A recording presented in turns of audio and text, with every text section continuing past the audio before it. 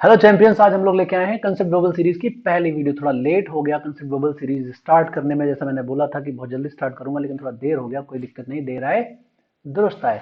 अब नाम ही concept bubble है तो मैंने सोचा लो फ्लूइड के टॉपिक से ही स्टार्ट करते हैं। तो मैंने पहला टॉपिक जो सेलेक्ट किया है वो सिलेक्ट किया है एक्सेस प्रेशर। सबसे कुख्यात टॉपिक है फ्लूइड मैकेनिक्स का, जिसमें बच्चों को दिक्कत होती है इमेजिन करने में।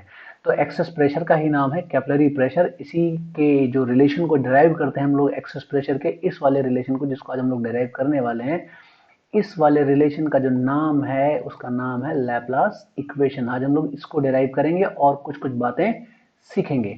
तो फटाफट बिना टाइम वेस्ट किए हुए शुरू करते हैं हम लोग एक्सेस प्रेशर को पढ़ना। देखो एक्सेस प्रेशर क्या है। अगर जैसे मान लो एक कोई लिक्विड का सरफेस है, कोई भी लिक्विड का सरफेस है, तो वो पहले मान लो ऐसे फ्लैट रहा होगा। इसका क्या मतलब है? इसका मतलब है जो एम साइड है और एन साइड है, दोनों जगह प्रेशर सेम है, तभी ये फ्लैट है, नहीं तो फ्लैट रहता नहीं। अगर मान लो ये सरफेस ऐसे बल्ज कर गया, तो इसका मतलब ये एम साइड जो है और ये एन साइड में, यहाँ पर प्रेशर ज्यादा है और यहाँ प्रेशर कम है। ठीक है, तो एम साइड में प्रेशर कम है, एन साइड में प्रेशर ज्यादा है, मतलब एन साइड डोमिनेटिंग प्रेशर वाला है। तो एन साइड से एम साइड में जितना प्रेशर ज्यादा होगा उसी को हम बोलेंगे एक्सेस प्रेशर। इसी के लिए हमने एक लिक्विड की ड्रॉप ली है, कोई अंडे का ड्रॉप है, अंडा जैसी ड्रॉप है। तो ये वाला सरफेस एन वाला सरफेस हो गया, बाहर वाला अंदर वाला सरफेस एम वाला सरफेस हो गया। तो ये आपको अच्छे से पता है एम में प्रेशर ज्यादा है, एन में प्रेशर कम है। तो प्रेशर एम में क्या है, कम है, एम में ज्यादा है, एन में कम है। तो ये एम और एन में जो प्रेशर का जो डिफरेंस है, इसी को हम बोलते हैं एक्सेस प्रेशर। इसी को आज हम लोग डिराइव करने वाले हैं। ठीक है, क्या आएगा रिलेशन उसको हम समझने वाले हैं। वैसे ये बताओ, ये फूल रहा है तो ये रुका कैसे, फट क्यों नहीं गया? एक्चुअली क्या है, लिक्विड के जो फैब्रिक है ना, जो लिक्विड का जो फैब्रिक है, मतलब लिक्विड के जो मॉलिक्यूल्स हैं, वो एक दूसरे पे फोर्स लगा रहे हैं, उस वजह से ये रुका हुआ है। जैसे बलून होता है ना, बलून में हवा भरते हो तो बलून फटता नहीं है कुछ देर तक। क्यों? जो बलून का जो मटेरियल होता है, उसके जो मॉलिक्यूल्स होते हैं एक दूसरे पर फोर्स लगाते हैं और एक दूसरे को होल्ड करके रखते हैं, लेकिन एक लिमिट से ज्यादा हवा भरते हो तो फट जाता है, वैसे बबल भी फट जाता है। तो यहाँ पे ये जो होल्ड रह रहा है वो लिक्विड के मॉलिक्यूल्स की वजह से हो रहा है। इसी जो मॉलिक्यूल के बीच में जो लगने वाला फोर्स पर यूनिट लेंथ होता है, उसी को हम लोग बोलते हैं सरफेस टेंशन। तो ये वाला जो एक्सेस प्रेशर का जो रिलेशन आने वाला है वो सरफेस टेंशन के टर्म में आने वाला है। ये हम लोग को थोड़ा थोड़ा आइडिया लग रहा है। इसके लिए हमने क्या किया है, एक यहाँ पे सरफेस, इमेजिनरी सरफेस कट कर लिया है। ठीक है, ये इमेजिनरी सरफेस कट कर लिया, इसी को हमने यहाँ अगर जूम आउट करके आपको दिखाया तो ये सरफेस कुछ नजर आ रहा है। ये इसका साइड R1 रेडियस का है, ये इसका साइड R2 रेडियस का है। कोई अजीब सा सेक्शन कट किया है, ये एंगल थीटा है, ये एंगल फाई हमने मान लिया है।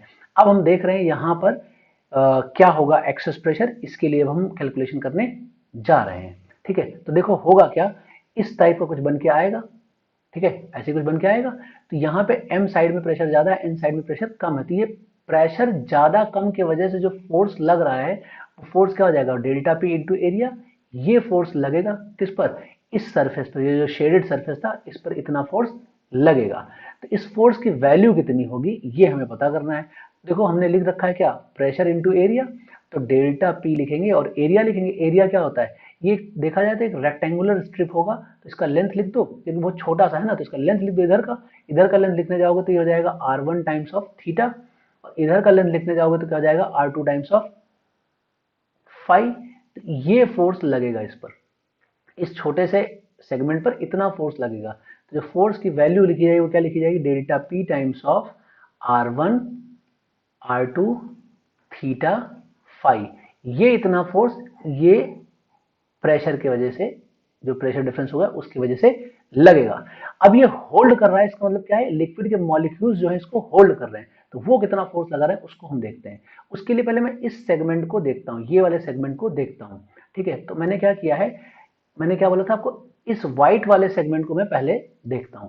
इस व्हाइट वाले सेगमेंट पे कितना फोर्स लग रहा है उसको मैं ऑब्जर्व करने जाता हूं। तो इस व्हाइट वाले सेगमेंट पे लिक्विड के मॉलिक्यूल्स जो हैं क्या लगाएंगे, फोर्स लगाएंगे। तो फोर्स कैसे लगाएंगे, इसके अलोंग ऐसे फोर्स लगाएंगे। तो देखो टेंजेंशियली फोर्स आएगा, जो रेड वाले सरफेस है उसी के टेंजेंट के हिसाब से लगता चला जाएगा, ऐसे फोर्स लगता चला जाएगा, ऐसे ऐसे ही फोर्स यहाँ पे लगता चला जाएगा, ऐसे ऐसे ऐसे, इस टाइप से, है ना, ऐसे।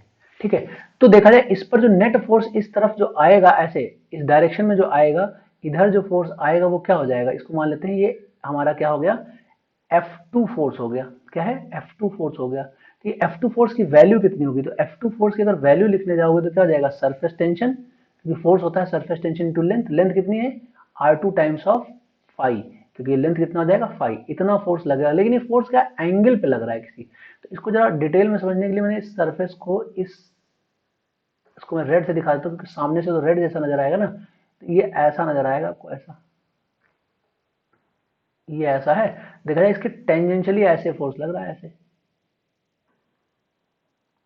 ऐसे फोर्स लग रहा है, ठीक है। ये यहाँ पे क्या बना रहा है, ऐसे ये एंगल बन रहा है, थीटा पूरा बन गया। तो ये वर्टिकल से जो एंगल आएगा ये बन के, ये वर्टिकल से जो पूरा एंगल बन के आएगा, ये कितना आएगा, ये वर्टिकल से एंगल बन के आएगा theta by two, theta by two इधर बन के आएगा, थीटा बाई टू इधर बन के आएगा। तो ये वाला एंगल भी थीटा बाई टू ही होगा, ठीक है, ये वाला एंगल भी थीटा बाई टू होगा, ठीक है।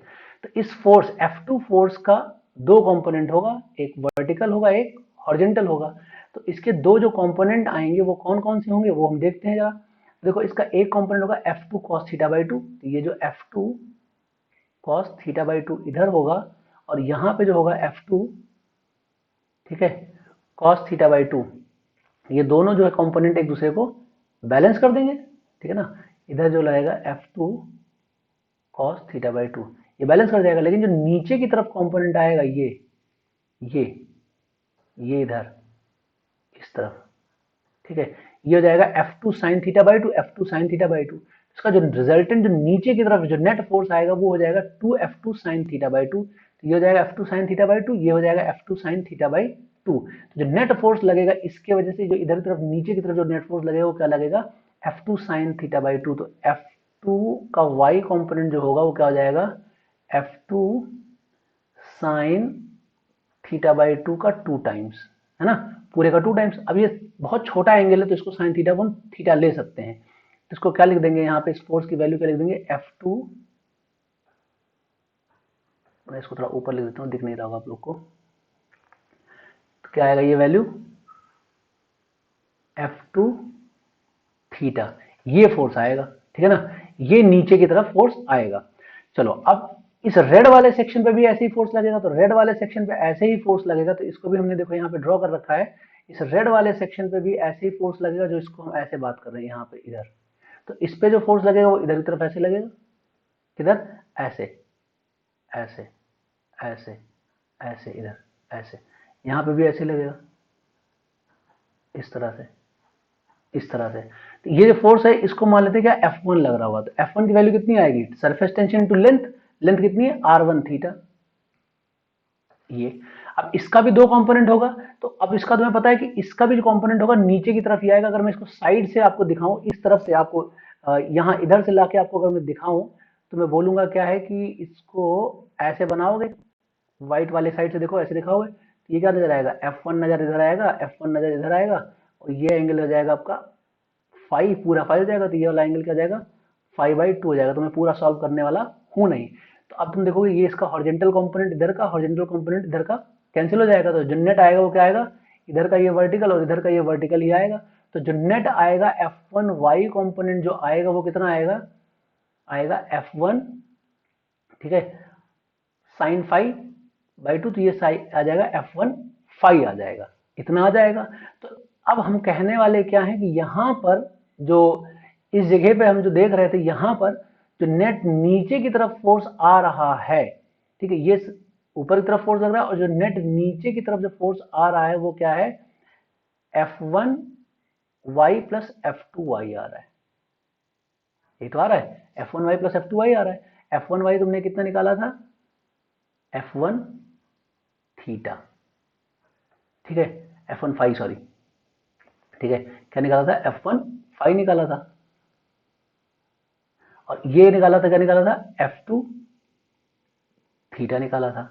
इसी को और ढंग से लिखें तो क्या लिखेंगे, F1 की वैल्यू क्या हो जाएगी हमारे पास यहाँ पर, F1 की वैल्यू जो आएगी वो जाएगी सरफेस टेंशन इंटू R1, और क्या लिखेंगे, थीटा, और ये फाइव लगा था ये लिख देंगे, ठीक है। और यहाँ पे क्या लिखोगे, सरफेस टेंशन इंटू R2, और क्या लिखोगे यहाँ पे, फाइव, और क्या जाएगा, थीटा, ये फोर्स हो जाएगा।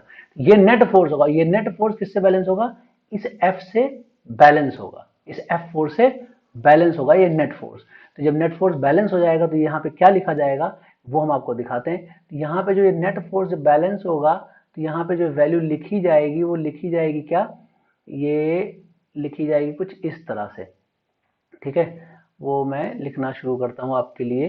अब यहाँ पर देखो डेल्टा पी, ठीक है, R1 R2 theta phi is equal to, ठीक है, T R1 theta phi plus T R2 theta phi, ये लिखा जाएगा। अब यहाँ पे डेल्टा पी जब लिखोगे तो डेल्टा पी क्या आएगा, T divide by R2 plus T divide by R1। सो ये डेल्टा पी की जो वैल्यू आएगी वो क्या हो जाएगी, टी कॉमन ले लो, 1/R1 प्लस 1/R2 हो जाएगी। ये एक्सेस प्रेशर आएगा, ठीक है। अब जितने तरह के तुम्हारे रेडियस ऑफ कर्वेचर होंगे उतने हिसाब, जिस हिसाब से तुम्हारा रेडियस ऑफ कर्वेचर होगा उस हिसाब से तुम्हारा आंसर आएगा, ठीक है। अब जैसे बॉल, बॉल है, लिक्विड बॉल है ऐसी, ये बॉल है लिक्विड की, ठीक है, मतलब ड्रॉप है। तो इसमें R1 R2 क्या आ जाएंगे, बराबर हो जाएंगे। तो यहाँ पे एक्सेस प्रेशर क्या आ जाएगा, 2T/R हो जाएगा, ठीक है। अगर यही बबल होता तो, बबल होता तो यहाँ पे दो फ्री सरफेस मिलते, तो बबल के केस में यही क्या चीज हो जाती, 4T/R हो जाता।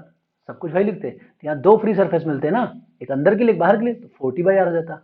अच्छा अगर यही सिलेंड्रिकल सरफेस मिलता, जैसे ऐसे ऐसे इस टाइप का सिलेंड्रिकल सरफेस होता तो, ठीक है, सिलेंड्रिकल सरफेस में एक रेडियस तो R1 होगी, मान लो R होगी, दूसरी से रेडियस क्या जाएगी, जो लंबाई में चलेगी वो तो इन्फिनिटी हो जाएगी ना। और ये मान लो कोई ऐसे सिलेंड्रिकल सरफेस जो बन के आया था, पूरा बड़ा सा सिलेंड्रिकल सरफेस बन के आया था, उसमें एक रेडियस तुमने क्या रखी है, इन्फिनिटी, एक रेडियस क्या रखी है, R रखी है। उस केस में जो एक्सेस प्रेशर आएगा वो कितना जाएगा, डेल्टा पी की जो वैल्यू आएगी वो जाएगी T/R। तो सिलेंड्रिकल सरफेस के लिए जो एक्सेस प्रेशर हो जाएगा वो तुम्हारा क्या जाएगा, T/R हो जाएगा। क्लियर हुआ। तो आप किसी के लिए भी अब एक्सेस प्रेशर सॉल्व कर सकते हैं, ठीक है। इसी पर बेस्ड हम एरोडोप के question number 2.160, 2.162 and so on सारे करेंगे, ठीक है। ऐसी और धमाकेदार वीडियोस देखने के लिए आप इस चैनल को सब्सक्राइब कर लीजिए और अपने दोस्तों में भी शेयर कर दीजिए।